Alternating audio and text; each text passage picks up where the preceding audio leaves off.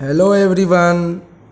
Today we will start chapter number 2, Acids, Bases and Salts of class 10. Chemical properties के आधार पर जितने भी compounds हैं उनको मेनली 3 कैटेगरी में हम लोग बांट सकते हैं, एसिड्स, बेसिस एंड सॉल्ट्स। तो हम लोग क्लास 7 में 8 में पढ़ चुके हैं कि एसिड जो होता है वो सोर इन टेस्ट होता है, बेसिस जो होता है वो पीटर इन टेस्ट होता है। अगर हमारे फैमिली के कोई भी मेंबर एसिडिटी से सफ़र कर रहे होते हैं, चाहे ओवर ईटिंग के कारण, ज़्यादा खा लेने के कारण या अनपच के कारण, तो हम लोग उनको क्या सजेस्ट करेंगे। यहाँ पे 3 ऑप्शन दिया गया है, लेमन जूस बोल रहा है, विनेगर बोल रहा है और बेकिंग सोडा बोल रहा है। तो क्या हम लोग सजेस्ट करेंगे। तो lemon juice acidic in nature है, विनेगर भी एसिडिक इन नेचर है और बेकिंग सोडा जो है बेसिक इन नेचर है। तो हम लोग क्या करेंगे, बेकिंग सोडा देते हैं उनको रेमेडी के रूप में, है ना, जो कि एसिड के साथ रिएक्ट करता है और हमारे एसिडिटी को ख़त्म कर देता है और आराम देता है। या फिर हम लोग मेडिकल शॉप जाते हैं, वहाँ कहते हैं कि ऐसा ऐसा प्रॉब्लम हो गया, तो वो इनो दे देता है। इनो को घोलते हैं पानी में, गिलास में और पिला देते हैं। तो यहाँ क्वेश्चन पूछा जा रहा है हम लोगों से कि which property do you think while choosing the remedy. तो क्लास 6, 7, 8 तक जब हम लोग रहते हैं तो उतना जानकारी नहीं रहती है। 9, 10 में आने के बाद थोड़ा समझ आ जाता है कि एसिडिटी हो गया तो यानी एसिड है, तो बेस ही इसका काट करेगा। तो मेडिकल में जो गए, जो मैं वो दिया, इनो कैसे दिया, वो डॉक्टर बताया ना कि इनो पीने से। तो डॉक्टर तो पढ़े लिखे हैं, वो जान रहे हैं कि एसिडिटी क्यों हुआ, एसिड के कारण। तो उसको काटेगा कौन, बेस। इसीलिए वो ऐसा चीज़ देते हैं जो कि बेस मिलकर एसिड के साथ मिलकर के वो क्या करे, उसके इफेक्ट को, असर को ख़त्म कर दे।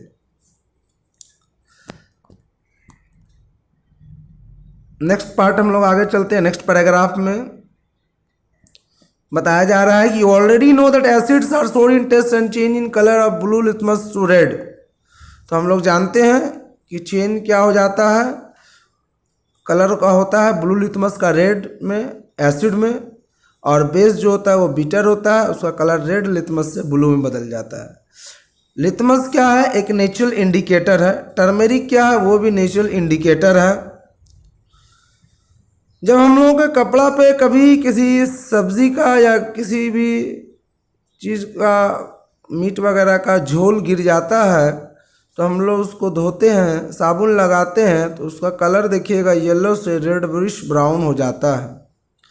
वो क्यों हो रहा है, क्योंकि उसमें हल्दी है। वो जो करी है, वो जो झोल है, उसमें हल्दी है।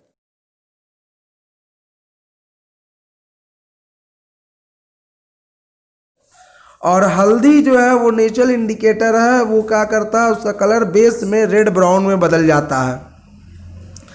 और जब फिर हम लोग ज़्यादा पानी से अच्छे से धोते हैं तो फिर उसका वो रेडिश ब्राउन गैप हो जाता है, फिर येलोइश दिखने लगता है।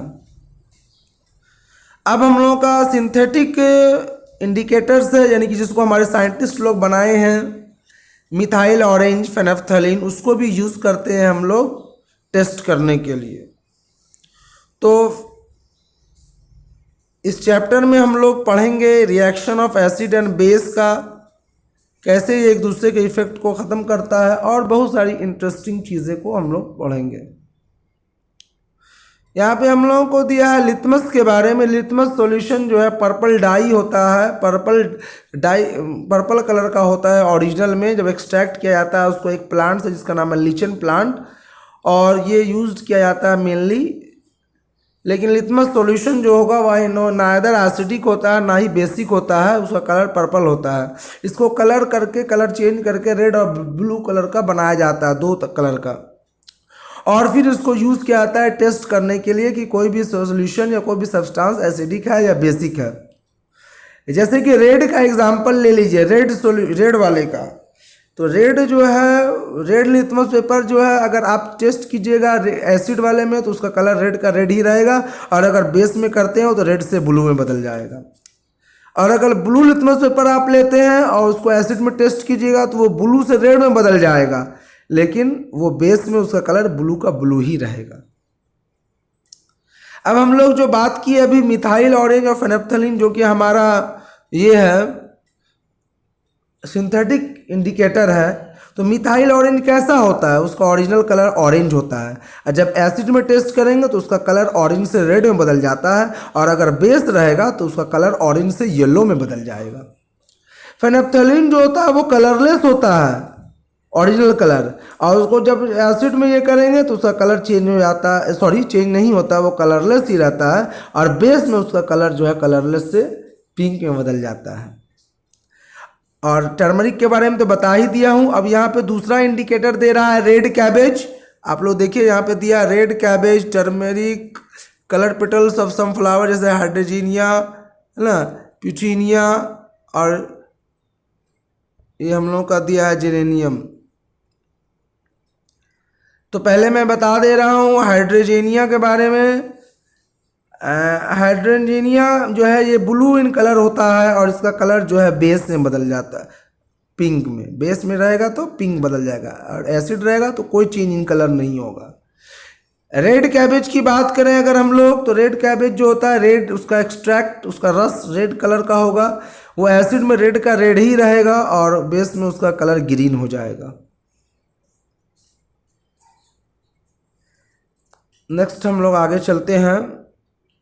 यहाँ क्वेश्चन दिया हुआ है, you have been provided with 3 test tubes, 3 को टेस्ट ट्यूब आपको दिया गया है, एक में डिस्टिल वाटर है और दूसरा में आपका किसी 3 को है, तीनों में क्या क्या नहीं बताया गया, लेकिन बता दिया गया किसी एक में डिस्टिल वाटर है, किसी एक में एसिड है, किसी एक में बेस है, और आपको सिर्फ रेड लिटमस सॉल्यूशन दिया गया। पूछा गया कि बताइए आप कैसे आइडेंटिफाई कीजिएगा किसमें एसिड है, किसमें बेस है और किसमें डिस्टिल्ड वाटर है। इसके लिए हम लोग क्या करेंगे, उस रेड लिटमस पेपर को ऑल 3 टेस्ट ट्यूब्स में बारी बारी से डालेंगे। जिस सॉल्यूशन में उसका कलर रेड से ब्लू में बदल गया, समझ जाइए वो बेसिक सॉल्यूशन है। अब जब उसका कलर रेड से ब्लू में बदल गया है तो बाकी 2 में हम लोग को फिर दोबारा डालेंगे। अब जिसमें उसका कलर चेंज नहीं हो रहा है वो समझिए डिस्टिल वाटर है, और जिसमें वो वापस जो है ब्लू से रेड में बदल जाता है, समझ जाइए कि वो एसिडिक है। इस तरह से हम लोग एक ही पेपर के मदद से तीनों को टेस्ट कर लेंगे, आइडेंटिफाई कर लेंगे। नेक्स्ट हम लोगों का टॉपिक है understanding the chemical properties of acids and bases. Acid और बेस के केमिकल प्रॉपर्टी के बारे में हम लोगों को पढ़ने के लिए बोला जा रहा है, समझने के लिए बोला जा रहा है। सबसे पहले हम लोगों को यहाँ पे दे रहा है acid and base in laboratory activity number 1। यहाँ पे हम लोग को क्या बोल रहा है कि कुछ एसिड्स दे दिया है नाम, कुछ बेस का नाम दे दिया है। HCl, H2SO4, HNO3, CH3COH, ये सब एसिड हुआ। NaOH, CaOH twice, KOOH, MgOH twice, NH4OH, ये सब क्या हो गया, आपका बेस हो गया। बोला है ये सारे सैंपल को कलेक्ट कर लेना, यानी कि लैब में आपको टीचर की मदद से करना होगा। ये सारा अवेलेबल होता है लैब में। जब आप प्रैक्टिकल करने जाएंगे तो सब में से बारी बारी से एक एक ड्रॉप लेंगे वाच गिलास में, है ना, और उसके बाद उसको क्या करेंगे, रेड लिटमस से सॉल्यूशन से ब्लू लिटमस सॉल्यूशन, फेनेप्थलीन और मिथाइल ऑरेंज सॉल्यूशन में चेक करेंगे। और जो आप ऑब्जर्वेशन देखते हैं इस टेबल में आपको लिखना है ना। तो ये मैं टेबल आपको अभी प्रोवाइड कर दूंगा। पहले आप समझ लीजिए कि जैसे कि हम लोग एसिड लेते हैं, सबसे पहले यहाँ हम लोग को HCl दिया गया है। हम लोग को यहाँ पर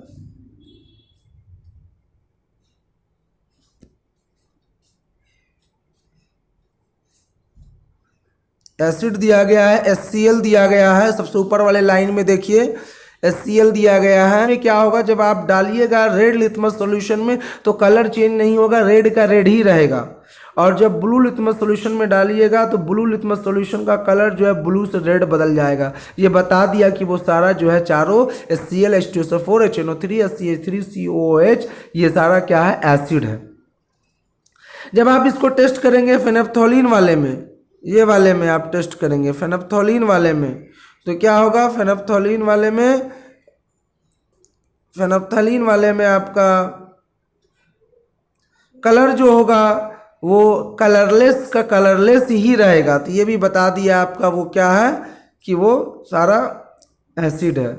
फिर मिथाइल ऑरेंज, मिथाइल ऑरेंज में क्या होगा, इसका ओरिजिनल कलर तो ऑरेंज होता है, तो ये सारों में जब डालेंगे आप किसी भी ये HCl या H2SO4 HNO3 CH3COH, तो क्या होगा, इसका कलर ऑरेंज से रेड में बदल जाएगा।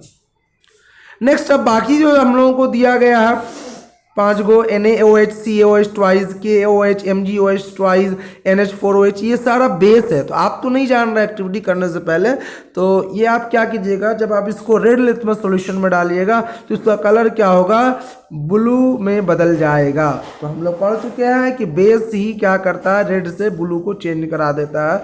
रेड बेस का ही कलर जो होता है रेड लिटमस सॉल्यूशन में रेड से ब्लू में बदलता है। फिर आप चेक कर लीजिए उसको ब्लू सॉल्यूशन में, रेड लिटमस सॉल्यूशन में, देखिएगा वो कलर ब्लू का ब्लू ही रहेगा। फिर आप फिनप्थैलीन ऑरेंज में फिनप्थैलीन में सॉल्यूशन में डालिए आप, उसका कलर देखिएगा कलरलेस से पिंक में बदल गया।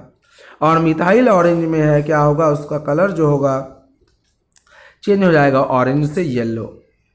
तो ये सारे को आप नोट डाउन कर लीजिए, ये मैं टेबल दे रहा हूँ, इस टेबल से आप यहाँ पे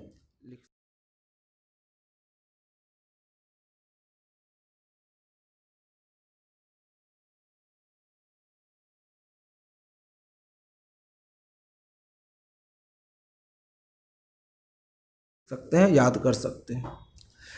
अब नेक्स्ट हम लोगों को यहाँ दिया गया है ऑल्फैक्टरी इंडिकेटर्स के बारे में। ये ऑल्फैक्टरी इंडिकेटर्स क्या होता है, ऑल्फैक्टरी इंडिकेटर्स जो होता है ये वाला वो इंडिकेटर होता है जिसका स्मेल चेंज होता है। अभी तक हम लोग जो भी देखे red litmus solution, blue litmus solution, phenolphthalein, methyl orange, सबका कलर चेंज हो रहा था। अब हम लोग देखेंगे महक चेंज होता है, तो जिसका महक चेंज होता है वो उसको हम लोग ऑल्फैक्टरी इंडिकेटर्स कहते हैं। आप लोगों को यहाँ क्वेश्चन बनता है what are olfactory indicators, give example. Example में आप लोग दे दीजिएगा वैनिला एक्सट्रैक्ट, ऑनियन और क्लोव, है ना। तो यहाँ एक्टिविटी करने के लिए हम लोगों को बोला है। इस एक्टिविटी में क्या बोल रहा है, ये वाला एक्टिविटी में हम लोगों को बोल रहा है कि कुछ अच्छे से काटा हुआ ऑनियन ले लीजिए, प्याज ले लीजिए, उसको एक प्लास्टिक पहले बैग में डाल दीजिए और उसमें 2-3 जो है कपड़ा का टुकड़ा डाल दीजिए और उसको बढ़िया से बांध दीजिए मुंह, और उसको फ्रिज में रात भर छोड़ दीजिए। फिर दूसरे दिन सुबह में निकालिए, उसमें से कपड़ा निकालिए, उस कपड़ा को बढ़िया से साफ जगह में कहीं पे बिछा दीजिए 2 टुकड़ा को, और एक में एसिड डाल दीजिए HCl और दूसरा में NaOH डाल दीजिए। तो क्या देखते हैं हम लोग कि ये एसिड वाला कपड़ा जिसमें हम लोग, जिस कपड़ा में ऑनियन का महक है और उस पर 2 कपड़ा हम लोग बिछाएं, एक पे एसिड डालते हैं दूसरा में बेस डालते हैं। तो एसिड वाला में क्या देखते हैं कि उसका महक जो है ख़त्म नहीं हो रहा है, लेकिन जिसमें बेस डाले हैं, है ना, जिस कपड़ा पे, उसका देखते हैं कि प्याज का महक गायब हो गया। उसी तरह से हम लोगों को देखिए आगे बताया गया है नेक्स्ट करने के लिए वैनिला एक्सट्रैक्ट के साथ और क्लोव के साथ, इन दोनों को भी वही आप कीजिए। वैनिला एक्सट्रैक्ट में या क्लोव का तेल ले लीजिए, फिर उसका भी महक के लिए आप चेक कीजिएगा इसी तरह से, है ना। तो क्या कीजिएगा, उसी कपड़ा को आप मान लीजिए धो लीजिए बढ़िया से, उसके बाद फिर उसमें वैनिला एक्सट्रैक्ट का ये डाल दीजिए, फिर तीसरी बार आप क्लोव ऑयल डाल दीजिए। तो इसमें क्या देखिएगा, सारे के में आप देखिएगा कि जिसका एसिड जो है उसका महक डिस्ट्रॉय नहीं कर पा रहा है, लेकिन बेस वाले का महक डिस्ट्रॉय हो जा रहा है, ख़त्म हो जा रहा है। इससे हम लोग समझ गए कि ये तीनों को हम लोग क्या कर सकते हैं, बेस के समझने के लिए, बेस को आइडेंटिफाई करने के लिए यूज़ किया जा सकता है। ऑल्फैक्टरी इंडिकेटर्स जो है का महक जो है गायब हो जाता है जब कोई सॉल्यूशन बेस रहेगा, बेसिक सॉल्यूशन रहेगा।